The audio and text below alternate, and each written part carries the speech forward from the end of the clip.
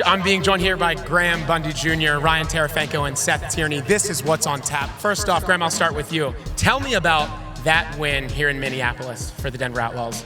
I think it was great. We had a big win 3 weeks ago, and I was just proud of the way our group responded and came out, competed together. I think that we, at times, we dropped off, but I think it was a pretty complete game. Our Owen McElroy did a killer job in net for us, and that's where it starts on the DN. And offensively, we were just able to bury some goals. Terry? Yeah, I mean, it was awesome. I think offensively, that might have been the youngest group in PLL history, and they're just coming in their own. They're playing really well. They're playing unselfish. Like you said, Owen's awesome, and our defense, got a little taste of what we're used to. Kind of clicking at the right time there, and overall, just a really awesome team win. Ryan, you've played in this venue for a couple years. It's personally one of my favorite PLL venues. I refer to it as like a PLL utopia. We have this incredible 5-star hotel. We walk across the lake. We come in to this beautiful stadium with these incredible fans. Tell me why this is a special place for you to play. Oh, it's awesome. I moved out here with my girlfriend about 2 years ago and just focused on trying to grow the game a little bit out here. And the crowd's amazing. The venue's amazing. They treat us so well. They're always energetic, they show up, and it's just a really special weekend for me. Obviously, I get to drive here, save the hassle with travel, and play in front of some of my friends and family. Hey, Graham, unbelievable job today. Efficient, right? I mean, that's the word that comes to mind. 4 goals, one's a 2-pointer on 5 shots, and your compete level. You played with some emotion today. For a young guy, your spacing, you played off of your teammates. Can you just talk to some of the young people out here of allowing the game to come to you, understanding how to play without the ball, and then being efficient when the ball does come to you? Yeah, I think a lot of things go into that. The compete level, I think, just starts with the love we have in our locker room. It's easy to compete and fight and have each other's backs when you truly do love and appreciate the guys that you are fighting for. In terms of efficiency, I think that our guys, I think Sam Hanley did a great job of kind of drawing doubles and moving in. There was plenty of open space, guys cutting all over the place. A guy like O'Neal that may not show up on the stat sheet every day or as much as he's used to, I think that people are sliding doubles to him when he doesn't even have the ball. That's how dangerous he is. So I think that opens up a tremendous amount of room for us other guys to make some plays.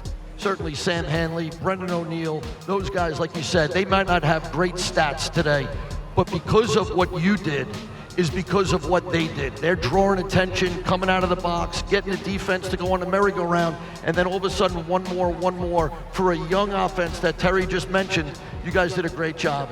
And for Rye, our relationship goes back now a couple of years.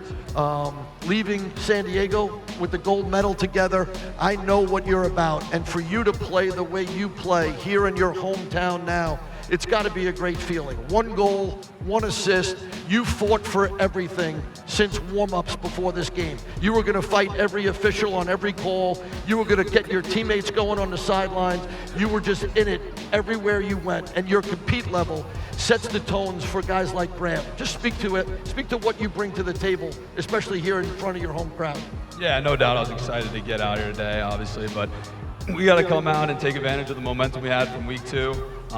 That's kind of my role in this team, to kind of bring that edge to the game. It's not always maybe going to be on the stat sheet or, wherever, but that's kind of my job, and hopefully guys follow suit. And our defense did a really good job today. I mean, we were really compact. We were working off one another, and just gives the offense a little breathing room, right? They don't have to make a play every single possession.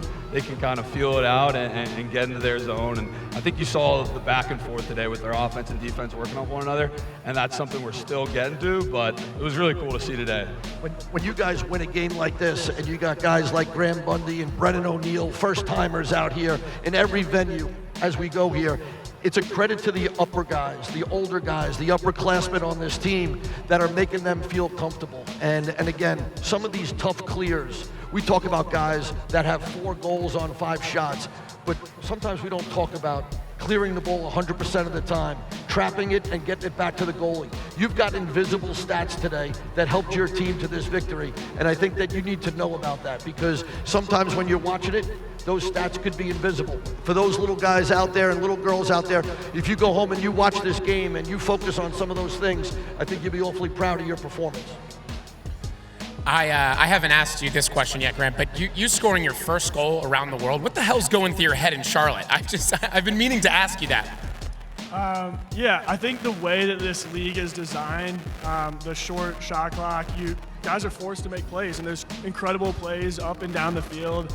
And that was just one of those moments where I had an excuse if it didn't go in. So I had that kind of safety net for me, but it wasn't something I normally practice. I was a kid from Midwest that just had a overhand shot, and that's how I started off my career, just making sure I was hammering the pipes. But kind of as I developed and started playing with these caliber guys, I could see it, and I just tried to emulate it a bit. Also, we'll start with you, Terry, on the jerseys. We've worked for months with an Indigenous artist, Patrick Hunter, on developing unique designs for each team. Can you tell me what was going through your head, too, when you guys first saw these in your locker and that you were going to come out and play with them on ESPN? I mean, they're unbelievable. All 8 are awesome. I mean, I like ours obviously a little bit better than everyone else's because I'm a little biased, but the Buffalo's sweet. I might make a play for them to be our all-time jerseys, but we'll see what the league says about that. But no, it's awesome that we're celebrating this here, and obviously all the jerseys are just spectacularly done. Fantastic.